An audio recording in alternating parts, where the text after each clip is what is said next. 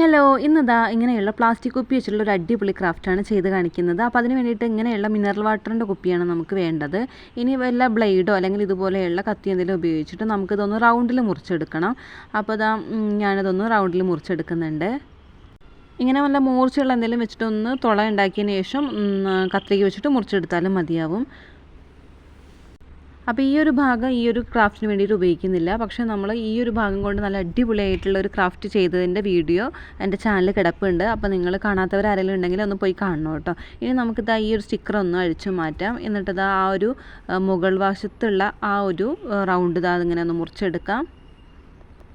ഇന്നത്തെ ക്രാഫ്റ്റിന് വേണ്ടിയിട്ട് എങ്ങനെ ഇത് മുറിച്ചെടുക്കേണ്ടതെന്ന് വെച്ചാൽ ഇതിൽ ഒരുപാട് വരകൾ കണ്ടില്ലേ, അതിൽ രണ്ട് വരകൾ വെച്ചിട്ടാണ് നമുക്ക് മുറിച്ചെടുക്കേണ്ടത്. അപ്പോൾ അത് ആ വീഡിയോയിൽ കാണുന്ന സമയത്ത് നിങ്ങൾക്ക് കറക്റ്റ് അത് മനസ്സിലാവും കേട്ടോ. അപ്പോൾ ഞാനിതാ ഓരോന്നായിട്ട് അങ്ങനെ മുറിച്ചെടുക്കുന്നുണ്ട്. കണ്ടില്ലേ, ഇങ്ങനെ രണ്ട് വളയങ്ങൾ വരുന്ന രീതിയിൽ വേണം ഓരോ റൗണ്ടും മുറിച്ചെടുക്കാൻ വേണ്ടിയിട്ട്. അപ്പോൾ നിങ്ങളെൻ്റെ ചാനൽ ആദ്യമായിട്ടാണ് കാണുന്നതെങ്കിൽ ഒന്ന് സബ്സ്ക്രൈബ് ചെയ്യട്ടോ. അതുപോലെ തന്നെ ലൈക്ക് ചെയ്യാനും കമൻറ്റ് ചെയ്യാനും ഷെയർ ചെയ്യാനും മറക്കല്ലേ. അപ്പോൾ കണ്ടില്ലേ, ഇതുപോലെ കേട്ടോ വേണ്ടത്. ഇനി ഇതാ ഞാനത് മുറിച്ചെടുക്കുന്നുണ്ട്. കത്രിക വെച്ചിട്ട് ഒരു 3 കഷ്ണമാക്കിയിട്ടാണ് അത് മുറിച്ചെടുക്കുന്നത്. അതുപോലെ തന്നെ നമുക്ക് ഒരുപാടെണ്ണം ഉണ്ടാക്കിയെടുക്കണം കേട്ടോ. അപ്പോൾ ഞാനിതാ അങ്ങനെ മുറിച്ചെടുത്തതിന് ശേഷം ഇനി അതിൽ നിന്ന് ഒരെണ്ണം എടുത്തിട്ട് ഇതാ ആ ഒരു സെൻറ്റർ ഭാഗത്തു നിന്ന്, അതായത് മുറിച്ചെടുത്തിട്ടുള്ള അതിൻ്റെ ആ ഒരു സെൻറ്റർ ഭാഗത്തു നിന്ന് സൈഡിലോട്ട് ഒരു ഇതളിൻ്റെ ആകൃതിയിൽ ഇതാ അങ്ങനെ മുറിച്ചെടുക്കുന്നുണ്ട്. ആ ഒരു താഴ്ഭാഗത്ത് എത്തുമ്പോഴത്തേക്കും വീതി കുറഞ്ഞിട്ടുള്ള രീതിയിലാണ് മുറിച്ചെടുക്കേണ്ടത്. അപ്പോൾ ഇതുപോലെ തന്നെ ഒരുപാടെണ്ണം നമുക്ക് ഉണ്ടാക്കിയെടുക്കാം. ഇനി ഇതാ ഇതുപോലെയുള്ള ഫ്ലവർ വെയറാണ് വേണ്ടത്. അതിൽ നിന്ന് ഇതാ ഇത്രയും വലുപ്പത്തിലൊരു കഷ്ണമാണ് മുറിച്ചെടുക്കേണ്ടത്. ഇനി ഇത് അതുപോലെയുള്ള ഒരു കുപ്പിയുടെ കഷ്ണം എടുത്തതിന് ശേഷം നമുക്കിതാ ഇത്രയും നീളത്തിലൊരു കഷ്ണം മുറിച്ചെടുക്കണം. എന്നിട്ട് നമുക്കിതാ അതിങ്ങനെ ഒന്ന് വളച്ചു കൊടുക്കണം കേട്ടോ. അതിൻ്റെ പൂമ്പൊടി ഉണ്ടാക്കാൻ വേണ്ടിയിട്ടാണ് ചെയ്യുന്നത്. അപ്പോൾ ഒരു പൂവ് ഉണ്ടാക്കാൻ വേണ്ടിയിട്ട് ഇങ്ങനത്തെ 2 എണ്ണമാണ് വേണ്ടത്. എന്നിട്ട് രണ്ടും കൂടെ ഒരുമിച്ച് പിടിച്ചതിന് ശേഷം നമ്മുടെ ആ ഒരു ഫ്ലവർ വയറില്ലേ അതെടുത്തിട്ട് അതിലോട്ടൊന്ന് മടക്കിയിട്ട് ഇതൊന്ന് ഫിറ്റ് ചെയ്ത് കൊടുക്കാം. കൂടെ തന്നെ അത് നന്നായിട്ട് നിൽക്കാൻ വേണ്ടിയിട്ട് നമുക്ക് പശ തേച്ച് കൊടുക്കണം.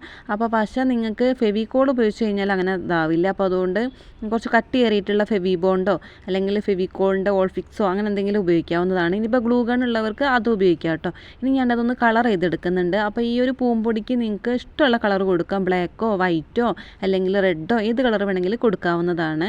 ഇനി ഇല ഉണ്ടാക്കാൻ വേണ്ടിയിട്ട് ഇതുപോലെ തന്നെ ഇതൾ വെട്ടിയെടുത്തതിന് ശേഷം അതിൻ്റെ ആ ഒരു താഴ്ഭാഗത്ത് കുറച്ച് പശ തേച്ച് കൊടുക്കുക. അതിനുശേഷം ഫ്ലവർ വയർ അതിൻ്റെ മുകളിലോട്ട് വെക്കുക.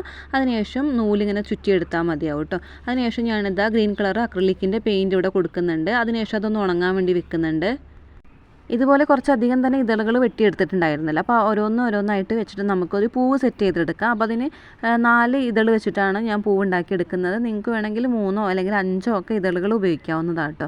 ഇത് നമ്മൾ ആദ്യം ആ പൂമ്പൊടി സെറ്റാക്കി എടുത്തിട്ടുള്ള ഫ്ലവർ വയറില്ലേ അതിൻ്റെ 4 ഭാഗത്തായിട്ടും ഇതങ്ങനെയൊന്ന് പശ തേച്ചതിന് ശേഷം ഒന്ന് വെച്ച് കൊടുക്കാം. അതിനുശേഷം നമുക്ക് ആ നൂലുണ്ട വെച്ചിട്ട് ഒന്ന് നന്നായിട്ട് ചുറ്റിയിട്ട് കെട്ടി കൊടുക്കാം കേട്ടോ.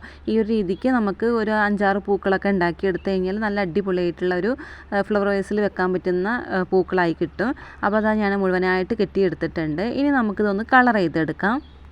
കളർ നിങ്ങളുടെ ഓരോരുത്തരുടെ ഇഷ്ടത്തിനനുസരിച്ചുള്ള കളർ കൊടുക്കാവുന്നതാണ് കേട്ടോ. ഇനിയിപ്പോൾ ആ പൂമ്പൊടി സെറ്റ് ചെയ്തെടുക്കാൻ ബുദ്ധിമുട്ടുള്ളവർക്കായിട്ട് ആ ഒരു ഇതളിൻ്റെ കളർ ഉണങ്ങി കഴിയുന്ന സമയത്ത് അതിൻ്റെ സെൻറ്റർ ഭാഗത്തായിട്ട് ഏതെങ്കിലും ബ്ലാക്കോ വൈറ്റോ എന്തെങ്കിലും ഒരു കളർ അപ്ലൈ ചെയ്ത് കൊടുത്താൽ മതിയാവും. അപ്പോൾ ഞാനിത് ഒരുപാട് പൂക്കൾ ഉണ്ടാക്കിയിട്ട് എടുത്തിട്ടുണ്ട്. അതുപോലെ തന്നെ ഇലകളും ഉണ്ടാക്കിയെടുത്തിട്ടുണ്ട്. ഇനി ഇതിൻ്റെ തണ്ടൊക്കെ ഒന്ന് സെറ്റാക്കി എടുക്കണം. അപ്പോൾ അതിന് വേണ്ടിയിട്ട് ഞാനിവിടെ ഗ്രീൻ ടേപ്പാണ് എടുത്തിരിക്കുന്നത്. അപ്പോൾ ഗ്രീൻ ടേപ്പുമ്മൽ കുറച്ച് ഫെവിക്കോൾ ഒന്ന് അപ്ലൈ ചെയ്തതിന് ശേഷം ആ ഒരു പൂവിൻ്റെ നൂല് ചുറ്റിയിട്ടുള്ള ഭാഗമില്ലേ അവിടെ നിന്ന് നമുക്കിത് അങ്ങനെ ഒന്ന് ചുറ്റിയിട്ട് താഴത്തോട്ട് കൊണ്ടുവരാം. അതിനുശേഷം താഴെ ഭാഗത്ത് എത്തുമ്പോഴത്തേക്കും ഇതുപോലെ തന്നെ പശ ഒന്ന് തേക്കുക. എന്നിട്ട് നമുക്ക് കത്രിക വെച്ചിട്ടൊന്ന് മുറിച്ച് മാറ്റാം കേട്ടോ.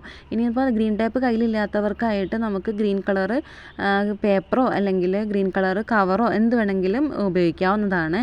എൻ്റെ മുൻപത്തെ വീഡിയോയിലൊക്കെ ഞാൻ അങ്ങനത്തെ രീതി ചെയ്ത് കാണിച്ചിട്ടുണ്ട് കേട്ടോ. പൂവിന് തണ്ട് സെറ്റ് ചെയ്തെടുത്തപ്പോൾ തന്നെ നമുക്ക് ആ ഒരു ഇലകളും സെറ്റ് ചെയ്തെടുക്കണം. അതിനുശേഷം അതൊക്കെ കൂടി ഒന്ന് സെറ്റ് ചെയ്തെടുക്കണം. അപ്പോൾ നിങ്ങൾക്ക് ഇഷ്ടമുള്ള രീതിയിൽ ഇത് സെറ്റ് ചെയ്തെടുക്കാവുന്നതാണ്. ഫ്ലവർ വയർ എടുക്കുന്ന സമയത്ത് നമുക്കിതാ ഓരോ പൂക്കളും ഇങ്ങനെ ഒന്ന് വെച്ചിട്ട് ഇങ്ങനെ താഴ്ഭാഗം ഒന്ന് പിരിച്ചു കൊടുത്താൽ മതിയാവും. ഇനി നിങ്ങൾക്ക് ഫ്ലവർ വയർ ഇല്ലെങ്കിൽ ഇറുക്കിളി എടുക്കാം കേട്ടോ. ഇറുക്കിളി എടുക്കുകയാണെങ്കിൽ ഇതുപോലെ തന്നെ ഒന്ന് ചുറ്റിയെടുക്കാനും നമുക്ക് ബുദ്ധിമുട്ടുണ്ടാവും. അപ്പോൾ ഒരു വലിയൊരു ഇറുക്കിളി എടുത്തിട്ട് അതുമ്മേൽ അതൊന്ന് എല്ലാ പൂക്കളും കൂടി ഒന്ന് സെറ്റ് ചെയ്തെടുത്താൽ മതിയാവും. അപ്പോൾ ഞാനിതൊക്കെ കൂടി ഒന്ന് ഒരുമിച്ച് ഇതങ്ങനെ ഒന്ന് കെട്ടി കൊടുത്തിട്ടുണ്ട്. അപ്പോൾ ഈ ഒരു വീഡിയോ നിങ്ങൾക്ക് ഇഷ്ടമായിട്ടുണ്ടെന്നാണ് ഞാൻ കരുതുന്നത്. ഇഷ്ടമായിട്ടുണ്ടെങ്കിൽ എന്തായിട്ട് ലൈക്ക് ചെയ്യണം. അപ്പോൾ അടുത്ത വീഡിയോ ആയിട്ട് കാണാം.